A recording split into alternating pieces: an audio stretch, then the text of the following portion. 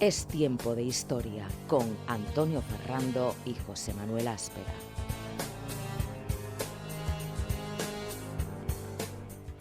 Hola a todos y a todas, bienvenidos y bienvenidas a este programa Es tiempo de historia, cuyo objetivo es doble: que paséis un buen rato y que al final del programa aprendáis un poquito más de historia.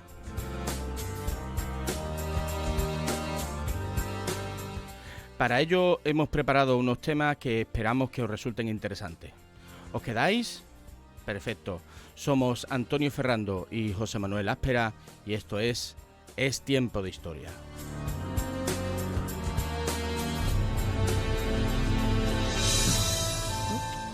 Y ahora José Manuel nos va a presentar el sumario. Comenzaremos, buenas a todos y a todas. Bienvenidos un día más a nuestro programa. Comenzaremos como siempre con las efemérides del día. Hoy tenemos como invitada a Lucía Ariza, la cual hablaremos de arte y de historia, que ya era hora de que habláramos del arte, que la teníamos esa materia abandonada. El arte que no es morirte de frío, cuidado. Totalmente. Ya he dicho el chiste, ya no podemos quedar tranquilos. Muy bien, en Historia en las calles hablaremos de una calle muy transitada del puerto, ¿vale? La calle Federico Rubio.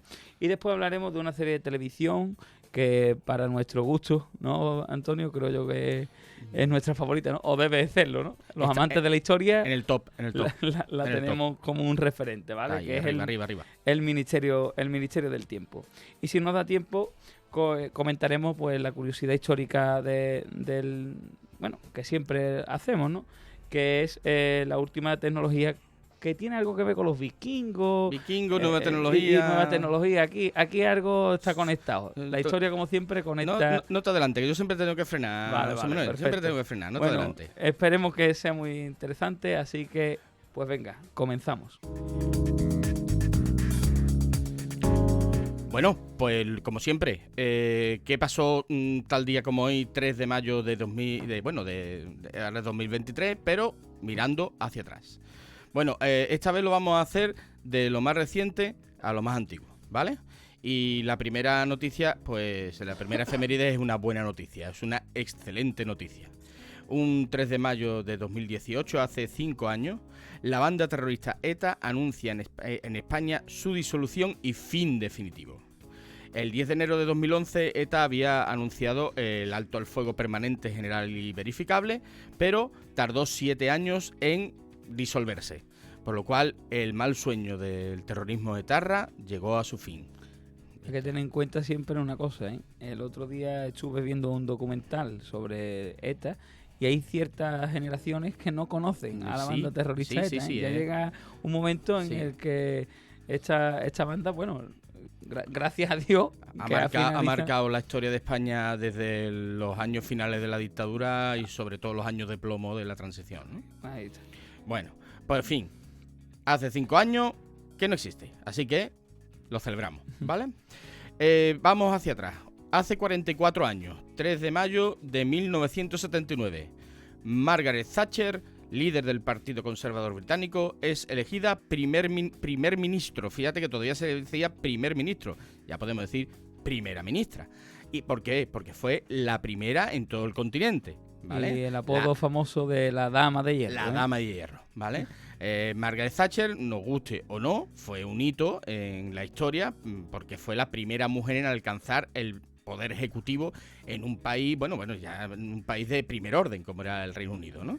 Además, una mujer con mucha personalidad, se puede estar más o menos de acuerdo con sus políticas, pero no se puede negar que era de hierro. Hay que tener en cuenta también que estamos hablando de la Guerra Fría. La Guerra Fría. Durante el periodo de... Y hay que tener en cuenta también que Margaret Thatcher era la primera ministra del Reino Unido cuando la Guerra de las Malvinas, ¿vale? Sí, con un pueblo hermano argentino que sufría su dictadura y demás, y ya Maradona después se vengaría en el año 82 con la mano de Dios. Con la mano de Dios. 86. Perdón, 86. México 86. México, ¿vale? 86. Perfecto. Bueno, pues eso pasó hace 44 años.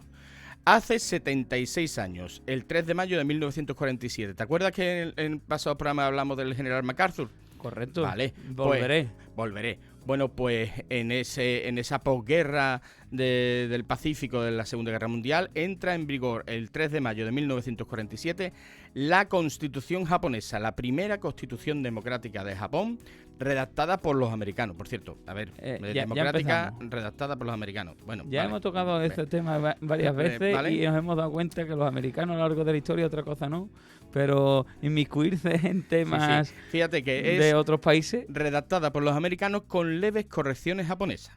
O sea que los japoneses le pusieron la guinda, pero el bizcocho y todo aquello era dedicaron a poner las tildes, los puntos y las comas. Una de las cosas importantes de esta constitución es que despoja al emperador, a Hirohito, de todo su poder, incluso del poder absoluto que tenía el emperador en Japón, y lo deja como mera figura simbólica. De hecho, hubo ahí una duda entre si quitarlo o no quitarlo, y se impuso el criterio, por cierto, de MacArthur, de mantenerlo porque era un símbolo necesario de la unidad de Japón, ¿no?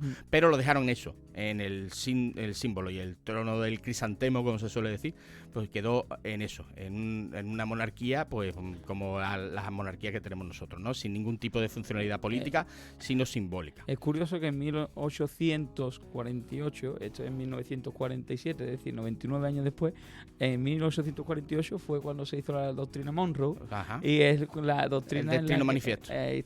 Yo creo que ahí fue el inicio. Lo que pasa es que la doctrina Monroe tenía más que ver con el patio trasero que era América Latina. Sí, aquí pero ya estamos hablando del Pacífico. Sí, pero sí que es cierto también que esa doctrina conlleva que todos los Estados Unidos tienen, digamos, la semi-obligación de introducirse... Y sin semi.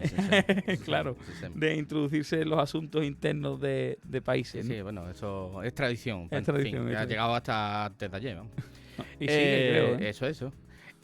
Hace 209 años, ya vamos a dar un saltito más, el 3 de mayo de 1814, Napoleón llega a Elba.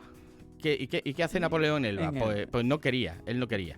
Pero se ve obligado, ¿no? Se ve obligado a su primer destierro, después del Tratado de Fontainebleau. No confundir. Ojo con este tratado, porque también es verdad que el Tratado de Fontainebleau, que tiene el mismo nombre, también se firma en la misma ciudad.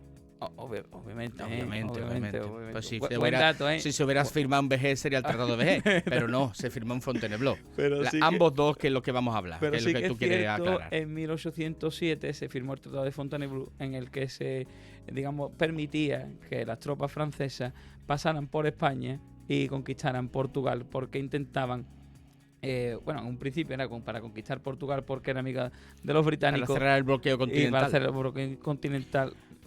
Pero que después conllevó a que se quedaron en España y dio lugar a la Guerra de la Independencia. Espera, no te adelante, que vamos a hablar otro 3 de mayo. Vamos a hablar otro de mayo en breve segundo.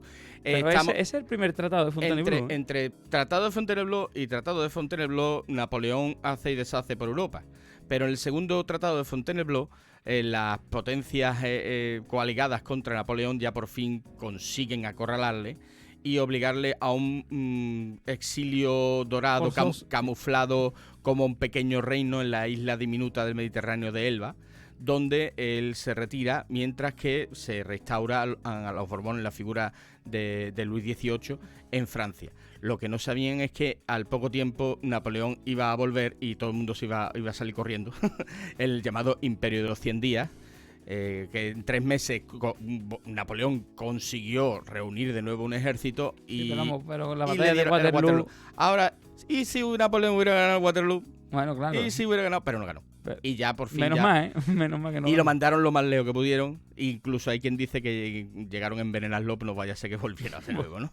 Pero bueno, fin. 3 de mayo de 1814. Unos años antes, unos años antes, el 3 de mayo de 1808, y aquí vamos a hablar de historia y de arte, durante la madrugada del 2 al 3 de mayo se producen los fusilamientos de mayo de 1808 en Madrid. Los franceses van a fusilar a todas las personas que detuvieron durante los hechos del 2 de mayo, el levantamiento del pueblo de Madrid, el 2 de mayo de ese mismo año, ¿no? El día anterior. Y esos fusilamientos se van a producir sobre todo en 3 lugares fundamentales de Madrid. La montaña del Príncipe Pío, las inmediaciones de la Puerta de la Vega y el Paseo del Prado. Y curiosamente, en ese mismo paseo, años después, se va a crear el Museo del Prado. Y en el Museo del Prado podemos visitar un cuadro del gran Francisco de Goya, que es Los fusilamientos del 3 de mayo. El genio de Fuendetodo pintó ese cuadro tan impresionante con esa figura en la camisa blanca que ilumina toda la escena, donde se representa ese sufrimiento del pueblo madrileño, que luego después sería las mechas que prendería, bueno, toda la resistencia española en la guerra de la independencia, ¿no? Bueno, pues eso fue, como no, porque se llama los fusilamientos del 3 de mayo, pues se produjeron un 3 de mayo, en este caso de 1808.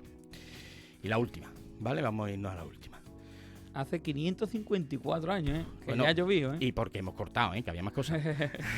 El 3 de mayo de 1469 nace Nicolás Maquiavelo. ¿A ti te han llamado alguna vez maquiavélico? Hombre, gracias a Dios no. Pero bueno, escucha, sé, que creo que todo el mundo tiene su parte maquiavélica. Sí, bueno, También te lo digo. Eso sería objeto de otro. Nace en Florencia, actual Italia. Florencia en esta época una ciudad floreciente, en una ciudad de gran explosión artística, literaria, en la Florencia de los Medici, etcétera, etcétera, etcétera, de grandes personalidades, con una Italia completamente dividida, pero con un enjambre político muy, muy extraño, pero donde surge el Renacimiento. Y creo, ahí artísticamente es la época más maravillosa de Italia, vamos. Y si unimos el Imperio Romano con el Renacimiento y el Barroco, ahí ya está, ¿para qué quieres más, no? La obra fundamental de Maquiavelo es El Príncipe. El Príncipe, hay quien dice que tuvo dos modelos. César Borgia, por un lado, o Fernando el Católico. Más o menos parece que los mezcla a ambos, y que parece que sobre todo lo que tienen en común es la falta de escrúpulos a la hora de conseguir. Pero también la astucia, eso es lo que y la astucia. La astucia, ese digamos, el fin justifica los medios. Esa es la frase. Esa es lo que se te estaba yendo, ¿eh? Sí, te parece como te está pareciendo como a mí en otros programas cuando. Es que te lo estaba dejando a ti. Tanto me criticaste. Es que ahí, de verdad, hablar de Isaac Peral y hablar de una verruga y no hablar de. Bueno, pero del submarino. Pero gracias a aquella verruga llegó el submarino. Ay, 3 veces ya que lo ha dicho. Ay, es que de verdad. La verruga de Isaac Peral. Y tú ibas a terminar sin hablar de Maquiavelo y sin decir. Vale. El fin justifica los medios. El Príncipe, Nicolás Maquiavelo, hace 554 años. Bien. Ha estado bien, ¿no? Está interesante. Bueno, pues ahora pasamos a presentar a nuestra invitada.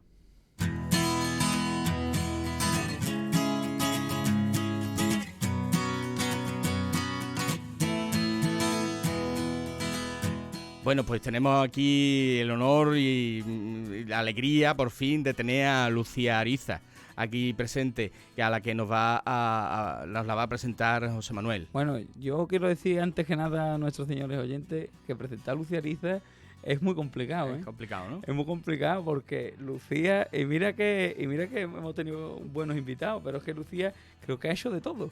Sí, Lucía, tú me mandas a mí el currículum y digo yo que la presente José Manuel, Es que me quedé atónito. Qué alegría de tener invitados con ese pedazo de currículum y señor. Con esta. Aquí no invitamos a cualquiera, Eso está más claro que el agua. Invitamos gente de peso. Pues nuestra invitada es licenciada en Bellas Artes con la especialidad de conservación y restauración de obras. En obras de arte, obviamente, cursos de extensión en la universidad, de aproximación artística a la forma humana desde el dibujo, fotografía e infografía. Ha estado en Atenas, ¿eh? No te vayas tú creer que tú estabas hablando de Roma, pero aquí era nuestra invitada, ha estado en Atenas, con beca Erasmus de la Universidad de Sevilla. Y también ha hecho la realización de talleres de mosaico, iconos y cerámica. Ha colaborado dentro del departamento de la pintura de la Facultad de Bellas Artes en la Universidad de Sevilla. Tiene estudios en el proceso de restauración cerámico. Obtiene el título de profesora, el antiguo CAP, en la Complutense de Madrid. Posee un máster en gestión cultural por la Universidad de Sevilla. Es hasta maestra de ceremonias. Y creo, y yo ya con respecto a la formación, como siga diciendo, creo que me quedo Y aquí además solo. ha trabajado en restauración en Málaga, aquí en la provincia de Cádiz. La experiencia laboral, creo que yo me he quedado atónito. Para muestra, ya que estamos en el puerto de Santa María, Lucía ha trabajado en la iglesia de San Francisco en varios elementos, tanto de pintura como de escultura y demás.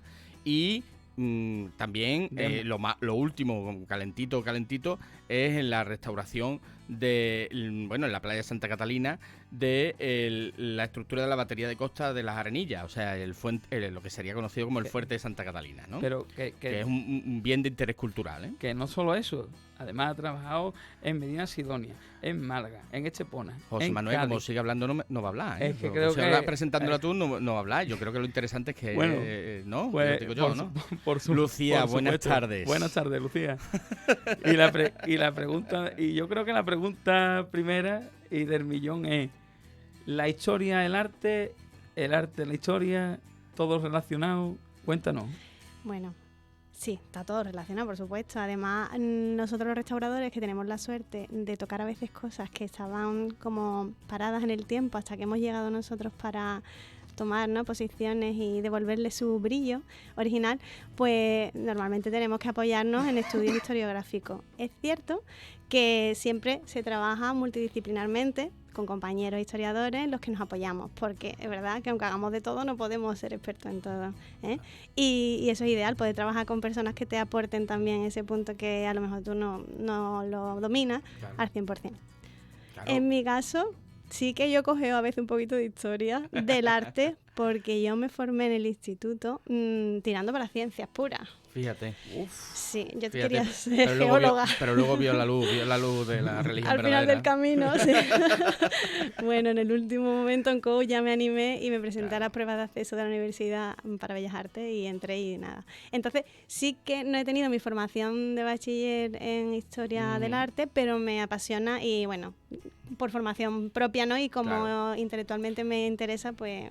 Que muchas veces la formación académica puede ser sustituida, y más cuando uno tiene ganas, por la formación posterior, por necesidad e incluso por gusto. O sea, un poquito de formación autodidacta está muy bien también, ¿no? Uh-huh. Y entonces, claro, ya Lucía lo ha dicho, historia y arte e historia van de la mano, están condenadas a entenderse, y más cuando de restauración se habla. Lo que pasa es que sí es verdad que la restauración suele ser una disciplina un tanto polémica. Lo digo porque hay polémica en el sentido de que hay mucho intruso. Me estoy acordando de cierta acción en una iglesia. Vamos a tocar ese tema, Sí, Antonio. Claro, tenemos que tocar ese tema porque hay que reivindicarse. El arte, ¿no? Hay que reivindicarse. No voy a mencionarlo porque me parece hasta incluso de mal gusto darle un poquito, darle bombo, sí. Pero vamos, cuando uno se mete restaurador, se mete porque tiene una formación. Porque es un profesional, una profesional en este caso. Entonces no cualquiera coge unos pinceles, coge... A ver, ¿verdad? Lo típico que nos solemos encontrar muchas veces es la persona que con toda su buena voluntad, claro, siempre, en el pueblo de turno o en la iglesia de turno, en la parroquia que sea, pues tiene habilidades, porque le gustan las manualidades, una persona primorosa. Claro, el caso se ofrecen pues muy voluntariosamente. Y claro, al no tener formación, pues cometen errores muy graves, gravísimos, que después nos toca a los restauradores en muchas ocasiones tener que salvar. Claro. Y a veces incluso es tan peligroso como el caso famoso que tú has evitado decir, que ya pues se pierde el original por completo, porque es irrecuperable y, vamos, además es irreversible. Porque ellos no cumplen con los criterios que se tienen. Nosotros tenemos como un código deontológico, como los médicos, y seguimos unos criterios que no podemos saltarnos. Claro. Ni aunque el cliente quiera, ni la hermandad quiera, porque estemos tratando un objeto que sea propiedad de una hermandad, ni al gusto de la persona. Nosotros tenemos que seguir unos criterios y eso no se puede... Vamos. Claro, de fidelidad, ¿no? Al original y a los testimonios que se tiene de... Eso es, y no podemos falsear para nada el original. Bueno, tenemos que utilizar técnicas y métodos reversibles reversibles, es decir, que nuestra acción en el futuro, cuando se deterioren los elementos que nosotros hemos podido poner, se puedan retirar y no afecten al original. En fin, una serie de criterios, que eso está, es un código internacional y que nosotros que estudiamos para ello, pues lo conocemos y sabemos que se tiene que respetar. Claro. Y bueno, y yo creo que también, ahora que estamos hablando con una restauradora y que conservación del patrimonio, restaurar o crear o restaurar. Ahí hay una delgadita línea, porque a los restauradores, a mis compañeros restauradores, ¿no?, que somos de formación académica de la licenciatura, es verdad que a veces nos tenían como a la gente que como que ya no le gustaba pintar y se dedicaban a estudiar los 2 últimos años restauración porque no eran creativos. Ajá. Y no es el caso en todas las veces. Hay personas, compañeras, que sí que es verdad que han dejado el tema de la pintura o de la creación artística y solamente se centran en la restauración, pero yo me siento muy artista. Yo sí que sigo creando y tengo mi faceta artística pues muy completa y con las ilustraciones y tal. Entonces, lo que sí tenemos que separar muy claramente es que cuando estás actuando como restaurador no puedes ser creativo. Claro. Ahí te tienes que olvidar, decir, ¡ay, qué bonita quedaría esta virgen con una cara un poquito más sonriente! Eso no lo puedes hacer. Claro, porque no, tú tienes que intentar, es que eso lo creó alguien. Y alguien lo creó como quiso crearlo, el artista, Lo que sí que es cierto es que la formación creativa sí que es parte muy útil para el momento en el que tenemos que saber utilizar colores para reintegrar, que tenemos que tener cierto gusto artístico. Esa formación además te da formación histórica que también te ayuda a comprender los elementos y cómo se ha ido realizando las obras a lo largo de los siglos. La historia de las técnicas, claro, ¿no? Que eso es fundamental. Y de hecho nosotros los restauradores utilizamos técnicas que se utilizaban hace 500 años, porque de hecho está comprobado cómo se comportan esos materiales en ese periodo de tiempo, con lo cual sabemos cómo van a envejecer. Todo lo que son resinas actuales y materiales actuales son muy difíciles de comprobar cómo va a ser su envejecimiento y normalmente son incluso de forma más negativa. De hecho, el arte contemporáneo, la restauración de ese arte es mucho más complicado que arte antiguo. Te puede venir un cuadro de hace 3 siglos, negro, con roturas, con muchos problemas, pero sabes cómo afrontarlo. Ahora, si te viene una obra de arte contemporáneo, amigo, ¿qué han utilizado para esto? ¿Cómo envejece esto? Todo tiene su dificultad.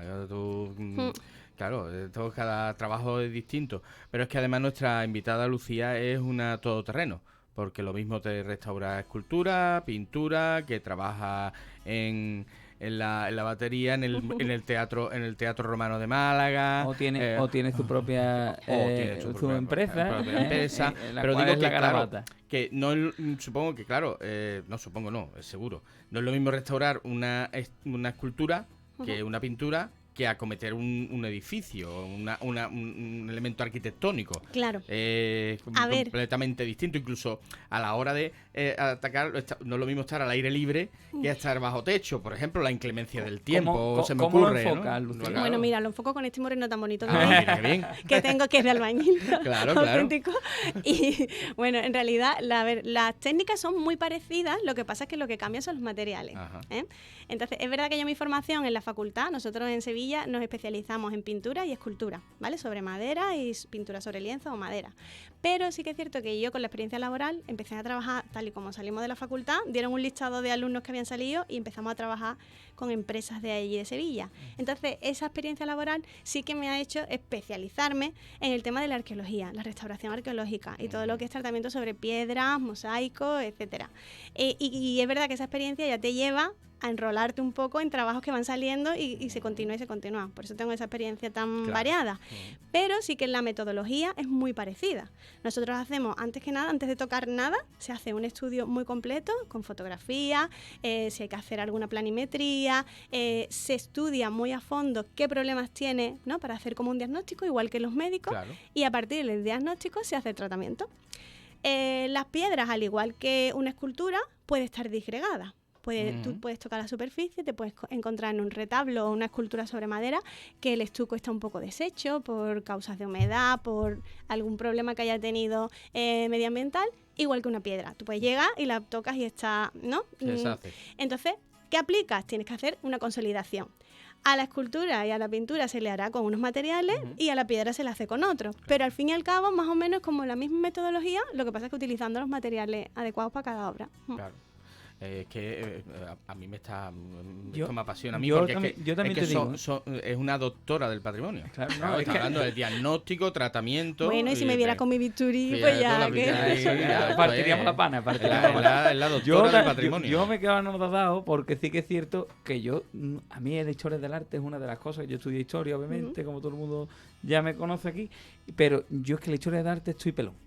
Y cuando veo... Menos mal que estoy aquí. Sí, totalmente.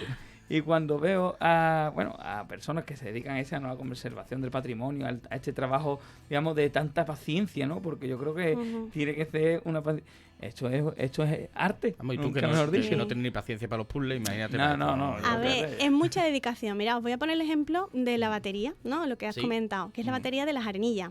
Está declarada BIC, y es un monumento muy interesante que tenemos aquí en la costa del puerto de Santa María, que es una de las 6 baterías de costa que había desde el fuerte de Santa Catalina hasta Rota, y es la única que queda.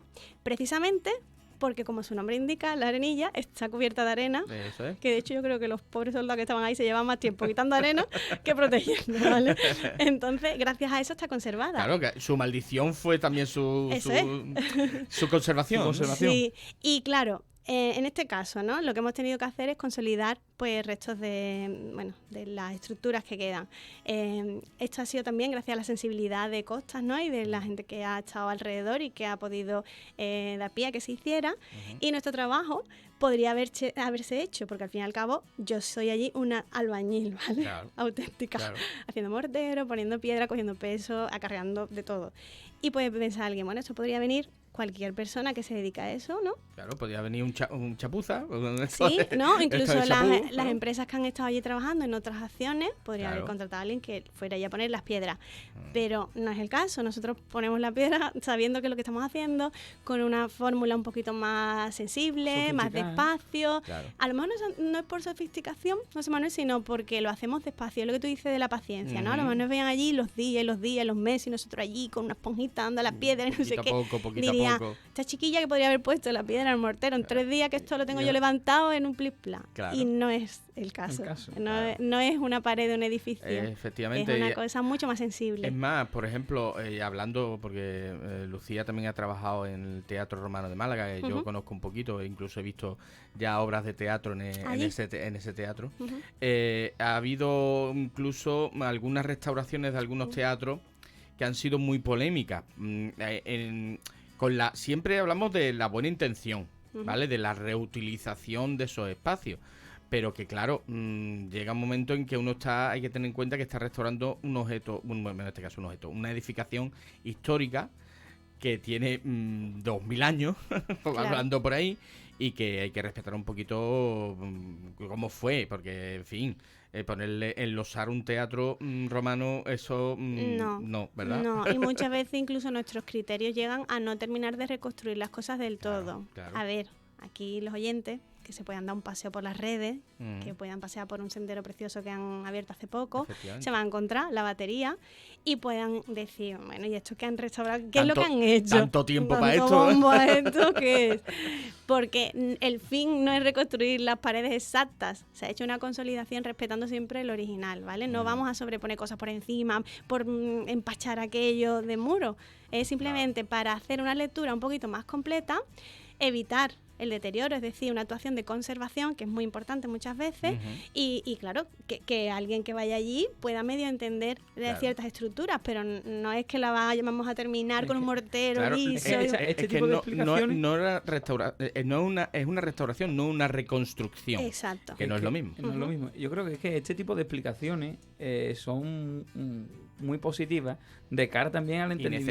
Y necesarias de cara también al entendimiento digamos, de lo que digo yo, de la sociedad, ¿no? Porque muchas personas, como todos hemos estado hablando, a lo mejor, como dice Lucía, que ha hecho referencia, llega una persona allí que no tiene un conocimiento y dice, bueno, pero si es que esto...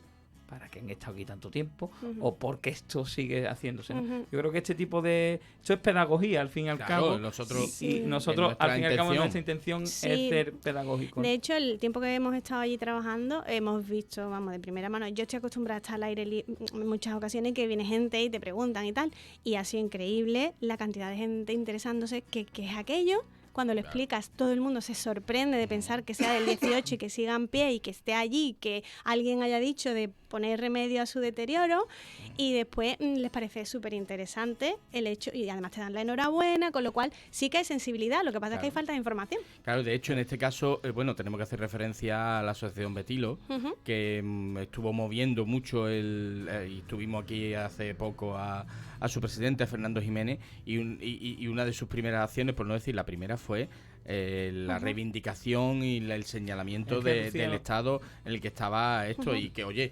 este tipo de acciones de asociaciones de defensa del patrimonio contribuyen a es que esto, nosotros tenemos aquí a Betilo en un pedestal, porque Betilo... sí que es cierto, yo lo digo porque Betilo es una de las asociaciones que sin ánimo de lucro además están luchando por esa conservación del patrimonio, que podrían estas personas no involucrar. A ver, os cuento que además la batería tiene un problema muy grande, que si no se pone remedio, eso dentro de unos años va a volver a tener problemas, y es el siguiente. La batería, es verdad que está en una zona natural y hay mucha hierba que crece de forma salvaje, que es verdad que en el entorno está bien que exista porque es parte del paraje, pero está creciendo sobre las estructuras y esos enraizamientos están rompiendo las estructuras. Entonces, ahora se ha hecho la actuación, pero sería muy necesario que las autoridades competentes, no sé si municipales o de qué tipo, tuvieran en cuenta que eso necesita un mantenimiento y quitar esa hierba de forma continua. Claro. Me ha robado la pregunta, porque sí que es cierto que, bueno, muchísimas ocasiones, ¿no? En la cultura, en lo que es la historia, el arte también, bueno, la cultura en general. Creo que siempre hemos tenido esa reivindicación de que de parte de las administraciones no han tenido el apoyo suficiente de cara, bueno, a fomentar, a promocionar y lo que yo digo es... Muchas veces lo que hace falta es que haya gente que diga, oiga, no se olviden. Sí, esto no olvidé. Un catón diciendo de Lenda es Cartago, diciendo, y acuérdate, ¿no? Eso es. Y creo que, ¿y cuál ha sido la experiencia, Lucía, con este tipo de, digamos... Claro, lo habitual es que ocurra eso. A ver, yo he estado incluso haciendo campañas de desbroce en yacimientos arqueológicos en toda la Costa del Sol.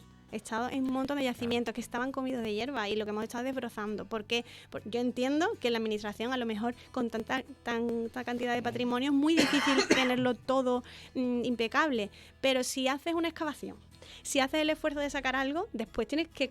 Claro, se hace una inversión, tienes que invertir en saber que eso lo tienes que mantener. Llegar a acuerdos con un ayuntamiento, acuerdos con quien sea. Pero eso lo tienes que mantener porque si no es dinero tirado y aparte patrimonio que se deshace y que se pierde y ya pues no existe. Es más difícil recuperar. Claro. Por eso nosotros siempre reivindicando que el patrimonio es riqueza, que es riqueza de todos y de todas y que hay que restaurarlo, conservarlo y ponerlo en valor siempre, porque es lo que legamos de generación en generación, ¿no? Y que es nuestro, bueno, de todos. Y Lucía, aparte de la batería, ¿no? Que digamos, esto ha sido lo último, más o menos, ¿no? Sí, lo más fresquito. Aquí en el puerto has estado también trabajando, ¿no? Sí, como decía Antonio al principio, uno de los trabajos de los más grandes e interesantes que he hecho ha sido la restauración del retablo de San Francisco, el retablo mayor, que es una maravilla. Vamos, tenéis además una joya, y de hecho está catalogado en varios libros de historiadores del arte como maravilloso. De hecho, el Cristo es de Pedro Roldán, el Cristo que está en el retablo, y bueno, fue impresionante. Estuvo andamiado 1 año y pico entero y estuvimos trabajando allí de arriba abajo. Se restauró íntegramente todo. Después es verdad que con la relación que se mantuvo con el sacerdote que llevaba la iglesia jesuita, pues tuvimos muy buena relación y se hicieron muchos más trabajos. Se restauró un lienzo de una Virgen de Guadalupe, otro lienzo de una Virgen de las Cuevas enorme de unas dimensiones gigantescas, varias esculturas, en fin, que es verdad que cuando haces buena sintonía con algún cliente... Y buen trabajo. Bueno, que yo esté... Eso es fundamental, ¿eh? Sí, pero bueno, es verdad que en este mundo te encuentras con gente. Hay gente para todo. Eso gente es. Para todo, y bueno, yo he tenido mucha suerte siempre, la verdad, que no me puedo decir lo contrario. Y he tenido mucha suerte y siempre he dado con gente muy muy buena, que me ha tratado muy bien. Estupendo, pues. Y una bueno, va a ir terminando, pero sí que es verdad que esta pregunta, aparte de toda la restauración, patrimonio, estás, bueno, es que tú te metes en todo, todo lo ¿eh? fregado. Todo lo fregado, ¿eh? Después dice mi amigo Antonio que yo, pero... Y ya voy recortando, Aquí, que tú lo sabes, Manuel. Pero bueno, habrá que hablar de aquí de la Garabata, ¿no? ¿Cuál es el proyecto de la Garabata? El proyecto de la Asociación Cultural La Garabata, La Garabata. que tenemos en Puerto Real con mi compañera Lucía Miranda. Las dos somos allí las capitanas de la nave. Ah, mira qué bien, mira qué bien. Y bueno, una asociación en la que damos cabida, bueno, a la formación con talleres de dibujo y pintura, tanto a niños como a mayores, Mira. galería de arte, tenemos un espacio cultural que siempre está lleno Esa y vivo. faceta artística que también tiene. Eso decía, Claro. por eso yo no me he quedado simplemente en la restauración. A ver, no simplemente, que ya es Simplemente, bastante, que ya pero es. sí que, aunque me encanta mi profesión, yo soy restauradora, yo siempre lo digo, soy restauradora y es la que me da de comer, ¿no? Pero el tema de la Garabata, bueno, pues estamos contentísimas, llevamos ya muchos años allí y va para adelante y todo muy bien. Estupendo, pues nada, la Garabata, señores. Pues anoten, En ¿vale? Instagram. En Instagram. Perfecto. Pues Lucía, muchísimas gracias por venir, nos ha encantado y como siempre yo creo que... Os quería hacer una nota. Ah, vale, venga, ya. Por Sí, supuesto, bienvenida, claro, bienvenida. Porque mira, uno de los últimos trabajos que he hecho, que no es de restauración, pero sí es de musealización, yo Ay, trabajo mira qué bien. con la empresa RQ de patrimonio y estaba haciendo la musealización del Palacio de Araníbar, Ay, mira. que es el Museo de Cargadores que se va a inaugurar Sí. en breve. Sí, Imagino, cierto, porque cierto, ya cierto. ya se han entregado todos los trabajos. Sí.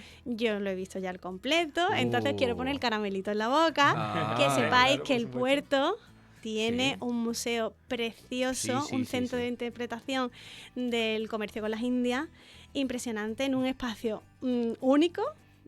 Bueno, el sitio es mágico, ya de por sí ya Sí, entras sí, allí sí. y es una preciosidad. Y bueno, yo he hecho parte de la musealización, como además he escuchado que vais a hablar del Ministerio del Tiempo, pues he hecho allí como 2 salas que son un poco recreación histórica. Como si de la pasáramos una época. puerta, ¿no? Eso es. Bien. Pues nada, cuando se inaugure, creo que habrá que Pues mira. traer No, otra no. vez a Lucía para que nos hable, Pues ¿no? podíamos ¿vale? hablar de ello, claro. Ya tenemos otro tema de programa. Apúntalo, José Manuel. Anotado. Apúntalo, José Manuel. Muchísimas gracias, Lucía. A Ha sido un vosotros. placer y ya está fichada. Ya está fichada para venir en otra ocasión, ¿vale? Estupendo, Perfecto. muchas gracias. Bueno, y por supuesto, ahora continuamos el programa y puedes intervenir. Sí, cada vez que Eres quieras. una más del programa. Muchas gracias. Bueno, pues venga, siguiente sección, nos vamos.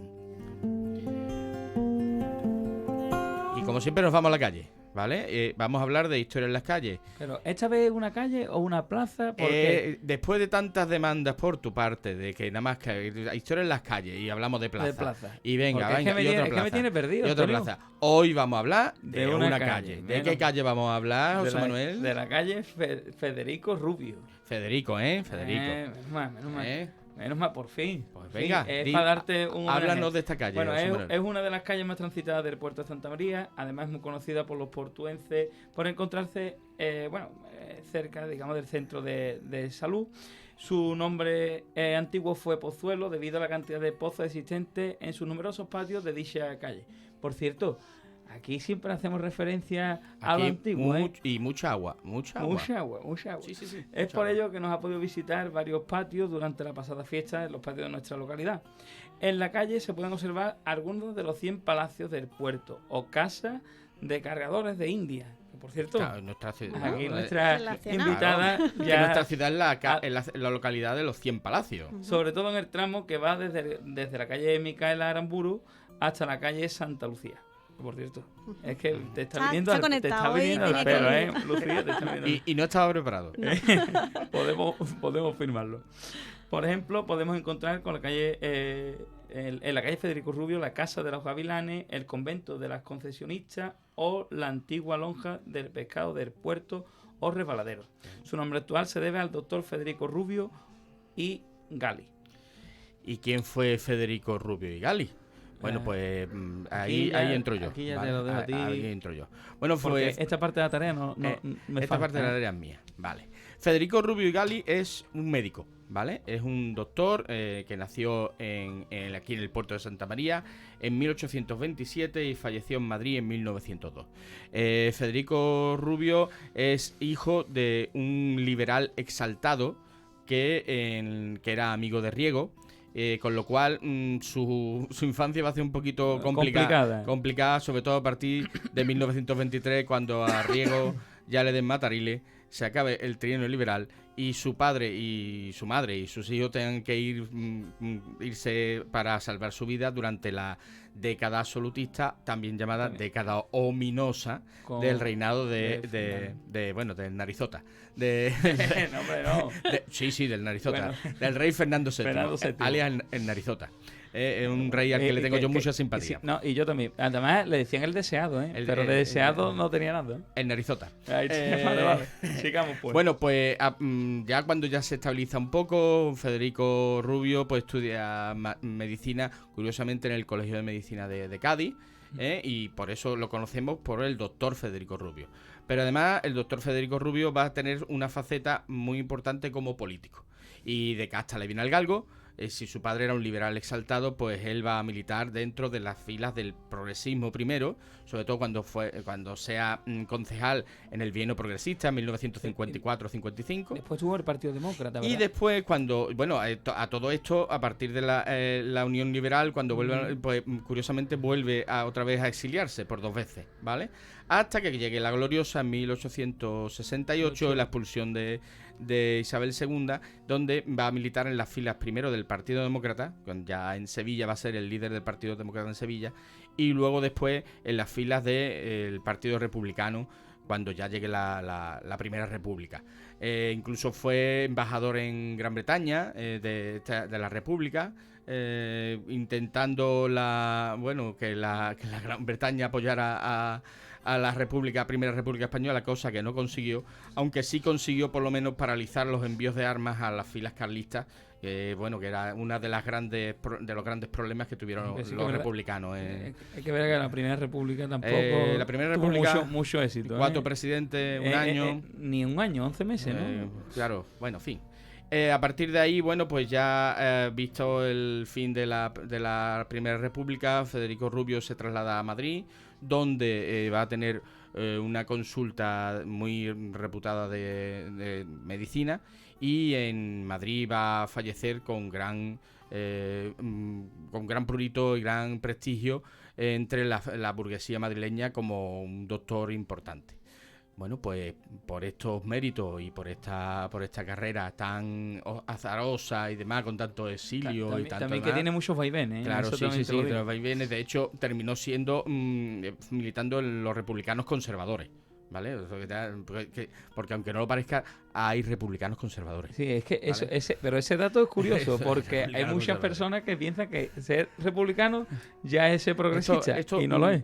Esto tiene un programa. No. Un programa yo creo que tendría por lo menos 3. Por lo menos 3, ¿no? Bueno, pues a este señor, doctor Federico Rubio, por sus 2 facetas como médico y como político, se le da el nombre de esta calle tan transitada y tan importante del puerto. Pues ya cuando vayan ustedes por la calle Federico Rubio, ya saben a quién se le dé. Por cierto, no hay ninguna placa que indique dónde nació este señor. Y parece ser que nació en esa misma calle, ¿vale? A lo mejor haría falta poner una plaquita, ¿vale? Y explicativa de quién fue este señor y su casa natal. Pero bueno, Federico Rubio. Seguimos.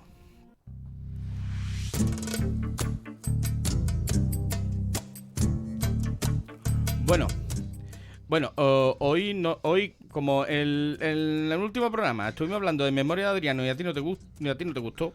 A mí me gusta Memoria de Adriano. No, y por eso la trae. Vamos a hablar con propiedad. Es que me tiene aburrido con tantos libros. Bueno, pues nada. Que nada más que lo lees tú y dos más. No digas eso. José Manuel. Bueno, pues nada, pues. Hay que hablar de serie de historia. He dado mi brazo a torcer y hemos dicho, venga. Y he dado mi brazo a torcer porque ha traído la serie. No, por excelencia. La serie por excelencia. Por favor, haga los honores, don José Manuel La Espera. No, hombre, tampoco eso. Haga los pero honores, sí que es cierto que, bueno, vamos a hablar del Ministerio del Tiempo, por fin, después de muchos programas. A punto hemos estado de ponernos de pie a la hora de hablar del Ministerio del Tiempo. Sí, lo que pasa que... pero bueno, y creo que también ya te voy advirtiendo que vamos a dar una pinceladita del Ministerio. Pero yo creo que el Ministerio del Tiempo, capítulo tras capítulo, creo que debería de ser uno de los recursos que más se utilicen, básicamente porque... a ver si conseguimos traer a los creadores. Ojalá. Ahí lo Ojalá. dejo. Ahí lo Ojalá. dejo, a ver si conseguimos traer a los creadores. Bueno, hay que tener en cuenta que Estamos en negociaciones, ¿eh? estamos trabajando en ello, ¿no? Como bien. Estamos trabajando en ello. Bueno, señores, pues El Ministerio del Tiempo, como bien dice Antonio, es la serie por excelencia de la historia. Estábamos hablando de una serie que tiene 4 temporadas, 42 episodios Y además es española, señores. Señora, española. Ahí está. Bueno, y estamos hablando de que el Ministerio del Tiempo habla como un ministerio, ¿no? Es decir, de cómo puede ser el Ministerio de Asuntos Exteriores, el Ministerio del Interior o cualquier ministerio del gobierno, ¿no? En este caso, bueno, en la ficción televisiva, pues estamos hablando de un ministerio que se dedica al Es tiempo. un ministerio secreto. Y es un ministerio secreto, secreto de Estado. Y por lo tanto, bueno, pues si tiene todo lo que conlleva al desarrollo, a todo lo hecho de complejo, ¿no? que pueda tener. También tiene sus agentes, ¿no? Y estos agentes están captados en diferentes épocas. Y es curioso porque tiene, digamos, 3 protagonistas por excelencia, ¿no? Uno reciente, que está hablando de Rodolfo Sancho, que por cierto es del Atlético de Madrid. Por supuesto. Que es del Atlético de Madrid. Igual que sus creadores. Ay. Bueno. Es que lo tiene todo, la serie lo tiene todo. Después hablamos de Aura Garrido, ¿no? Que interpreta, bueno, pues una de las personas por excelencia, bueno, de las primeras mujeres, ¿no? Que fue a la universidad y que... Ya del siglo XIX. Y del siglo XIX, y bueno, y que ya estuvo trabajando, digamos, como pionera, ¿no? Era de las pioneras, ¿no? Y después también hablamos del Capitán Alatriste. Tenemos al Capitán Alatriste. Sí, en que su versión, también, el papel que hace Nacho Fresneda. Ahí está. Y bueno, y estos 3 autores... Aunque yo tengo que decirlo, yo tengo debilidad por uno de los agentes del Ministerio del Tiempo, y lo siento, y yo creo que Lucía va a tener la misma debilidad. A ver, Antonio, dime. A ver, ¿quién es el que hace los retratos robots en el Ministerio del Tiempo? Hombre, Velázquez. Nada más Velázquez. y nada menos que el pintor más grande de todos los tiempos, de toda la humanidad entera completa, don Diego Velázquez da Silva. Sí, es señor. que eso es Hombre, que eso fantástico, ¿eh? eso es un lujazo, vamos. Eso es un lujazo. Pero Y además hace referencia en otros capítulos tanto a Goya como a Picasso. Ujú. O sea que hace... Pero Claro. y él quiere conocerlos, claro, Bueno, lógicamente. sí, claro. sí, Y- pero Es sí que- buenísimo. pero sí Yo que- tengo debilidad por Velázquez, ¿qué quieres que te diga? Bueno, pues sí que es cierto que en estos 3 agentes, y además hay otros autores, como bien decimos, este ministerio lo que tiene son puertas que dan a diferentes épocas, ¿no? ¿Verdad? Y entonces, bueno, es la importancia, yo creo que esta es la serie por excelencia porque es la importancia que tiene la historia. Es decir, si modificas o pasa o ocurre cualquier acontecimiento que no haya transcurrido durante ese tiempo, puede cambiar Claro, el puede transcurso. tener efectos... Es decir, poniendo un ejemplo a grosso modo, y que también sale en uno de los capítulos, que es que en vez de ganar la guerra de la Segunda Guerra Mundial, en vez de ganar todos Los aliados. pues ganan los nazis. Sí, pues, Y claro. entonces cuando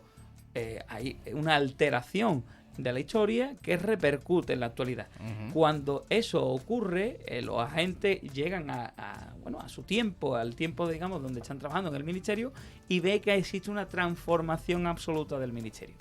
Y una transformación, en este caso, pues, bueno, es negativa. Claro. Entonces, pues, claro, eso creo que muestra gráficamente muy a las claras cómo la importancia que puede ocurrir. Lo mismo que pasa con el empecinado. El empecinado Claro, que sí, fue sí. uno de los luchadores por la libertad en la Guerra de la Independencia, y que el narizota le pagó como le pagó. Bueno, se lo pues, cargó. se lo cargó. Señoras y señores, se lo cargó. Vamos a hacer El que luchó por el deseado, Fernando VII. Fernando VII, Es que es en demonio. es en el demonio. narizota. Pero que, entonces, claro, cómo esa relevancia, ¿no?, que tiene la historia, Sí. y existen tantos episodios, o por ejemplo, tú que trajiste Bueno, pues, la camiseta de García, Hombre, de de García Federico Lorca. ahí. Lorca. Pero no, Ahí por ahí no está, déjalo, ¿no? déjalo porque que lo tenemos- disfruten. Vale. Que quien no lo haya visto, que lo Bueno, disfruten. vale, es cierto. Que lo disfruten. Pero hay un episodio sobre la residencia de estudiantes y se retoma luego después en otro a la persona de Federico García Lorca. Y hay un momentazo, como diría el otro, momentazo estupendo con Federico García Lorca. Y lo dejamos ahí. Bueno, de hecho, lo que tiene el Ministerio del Tiempo es que demostró que en España que se hacen buenas series, pero siempre se hacían series igual de lo mismo. Series policíacas, así un poquito... Pero hacer series de género, porque esto es una serie, en definitiva, aunque sea una serie histórica, una serie de ciencia ficción. Porque el claro, presupuesto... porque verás que no puede conocer a Picampo. No, claro, evidentemente. Claro. Y estamos hablando de viajes en el tiempo. Y claro, a ver, es que un paralelismo entre los secretos nucleares en los Estados Unidos y España no, España de antes, desde la época de Isabel la Católica, tiene un secreto que va pasando de rey en rey, incluido el narizota, presidentes de la República, y etcétera, etcétera, jefe de Estado hasta nuestros días, y que ha ido manteniéndose en secreto y que solo sabe un círculo muy reducido de personas. Claro. Eso en España sería imposible. Buena reflexión, Antonio, Sí. Porque si te das cuenta, es verdad, en Estados Unidos el top secret es el tema OVNI y aquí investigamos, pero con historias, ¿eh? Y nuestros agentes de historias, ¿eh? De la historia, viajando en la historia y buscando, y además... No solamente para la historia de España, sino la historia mundial. Sí, claro, porque anomalía, aunque bueno. También claro, se va a se va a Flandes, se va a Nápoles, porque fueron territorio español. Son territorio de España. Además, el ministerio solo actúa en territorios que hayan sido parte del Imperio Español, pero bueno, sus repercusiones pueden llegar a otros, ¿no? Que también existen momentos en los que los agentes pueden acudir a, por ejemplo, a Flandes, siempre y cuando sea español. Claro. Si ese territorio deja de ser español, en ese año ya la gente Filipinas. no puede... O Filipinas, Cuba, Puerto Rico, bueno, cualquier. Bueno, pues quien tenga la desgracia de no haber visto todavía el Ministerio del Tiempo, que está disponible en RTV Play, o sea que como es Radio Televisión Española, es pública, podemos decirlo, porque es de todo, pues ahí puede verlas completamente gratis y que la disfrute. Y también te digo, y vamos avisando a los oyentes, vamos a utilizar esta serie como un recurso habitual para ir dándole más promoción, porque vale. Creo que puede ser muy interesante. Volverá. ¿Vale? Volverá. Vale, perfecto. Bueno, pues ya vamos a ir acabando y vamos a irnos con nuestra curiosidad histórica.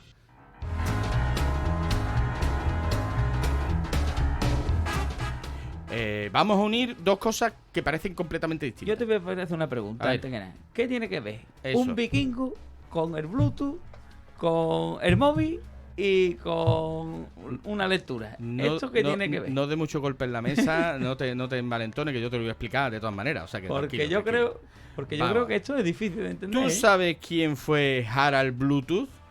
No, yo he hecho la tarea. Esta vez sí he hecho la Ah, tarea. Pero amigo. entonces te voy a bueno. dejar que tú rindelón, te voy a dejar... Bluetooth los honores. significa en inglés diente azul, ¿vale? Harald Bluetooth fue un rey vikingo cuyo apellido ha dado nombre a el Bluetooth, ¿vale? Y es que a finales de los 90 la industria electrónica estaba buscando una solución para conectar de manera inalámbrica distintos dispositivos, ¿vale? Entonces estaban todas ahí buscando la manera, mirándose de reojo una a otra, que si Intel, que si Ericsson, que si tal, que si cual, hasta que un ingeniero que se llama Kardag, estaba leyendo un libro sobre los vikingos y uno de los personajes era este Harald Bluetooth. Y claro, se le ocurrió, y por lo visto se había tomado una cerveza o algo, no lo sé, pero le leo por ahí, y después de haberlo encontrado dijo, tate, pero bueno, Harald Bluetooth. Pero lo bueno de Harald Bluetooth es que luchó para la unión. Eso es. Es que claro, esa es la magia. Claro, la magia es que luchó para la unión de los pueblos vikingos, unión... tanto de Noruega como de Polonia. Y entonces... Como podía haber llamado Isabel la Católica, yo qué sé, más gente, pero los vikingos, tú sabes, siempre tienen más predilección. Entonces, buena serie histórica también.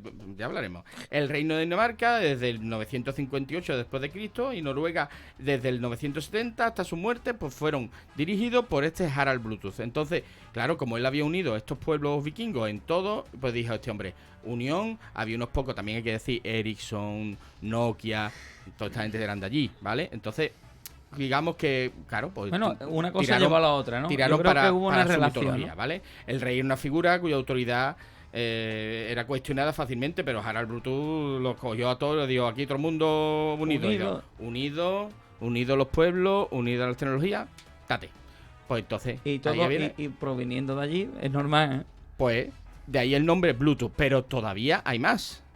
El símbolo de Bluetooth, Uf, el eso símbolo es del Bluetooth, curioso, ¿eh? cuando Eso es nosotros vemos el curioso. símbolo de Bluetooth, pues no podía ser menos que el logo, no podía ser menos que su nombre. Y para diseñarlo se eligieron 2 runas. Las 2 runas de las 2 iniciales del rey Harald Bluetooth, H y B. En este caso eran las runas Hagal y Berkana. Y las representaciones correspondientes al alfabeto rúnico, el dibujo de la segunda de Berkana es una B, pero como triangular. Si pero acordáis del símbolo, pues así. Y la hecho un y la palo otra, vertical, ¿no? claro, y la otra es como una especie de X. Y unos triángulos. Unidas las dos, el logo de Bluetooth. Pues ahí lo tiene, Es decir, ¿vale? que Bluetooth, vikingo, tecnología, Runa. unión... Pues ahí lo tiene. Estamos hablando de un señor que vivió en el siglo X después de Cristo y que rescatan para dar nombre a una tecnología que une inalámbricamente dispositivos electrónicos que este señor ni soñó. Actualmente. Y se utilizan las runas para el logo. Es decir, Vikingos y tecnología. Todo Y- junto. ¿Qué te parece? historia. Historia. Historia. Y como se toma de la historia para la tecnología. Hombre, es decir, Estamos en todos lados, tío. Estamos en todos lados. Me recuerda a un programa que fue también la respuesta está en la historia. Y creo que esto es la... Sí, ¿Cómo sí. se dice, no? Esto es la... Y sobre todo es como personas de disciplina diversa terminan convergiendo en la historia. Hay mucha gente que desde las ciencias y demás se terminan interesando en contenidos históricos. Por ejemplo, una figura de gran talla en España y prestigio, el doctor Gregorio Marañón, fue un gran médico, pero si hoy en día es conocido el doctor Gregorio Marañón es por sus obras de historia. Porque hizo unos análisis de determinados personajes históricos porque él se interesó a partir de ahí por la historia y escribió sobre determinadas, por ejemplo, escribió sobre Felipe II. Un poco sobre distintas personalidades y por eso es reconocido, aparte de su talla como médico, claro que eso no se lo quita a nadie. Pues es un ejemplo de una persona que no tenía formación histórica y que termina yendo a la historia. Bueno, y ya nos despedimos. cita final, ¿no? Esperamos que os haya gustado el programa. Es Tiempo de Historia, un programa de historia para todos los públicos. Y nos oímos en el próximo programa, todos los miércoles de 7 a 8 en Radio Puerto, así como en YouTube y Facebook. Y nos despedimos con una cita, José Manuel. La historia universal es el progreso de la conciencia de la libertad. Hegel, filósofo alemán. Hasta el próximo programa. Muchas gracias. Nos vemos.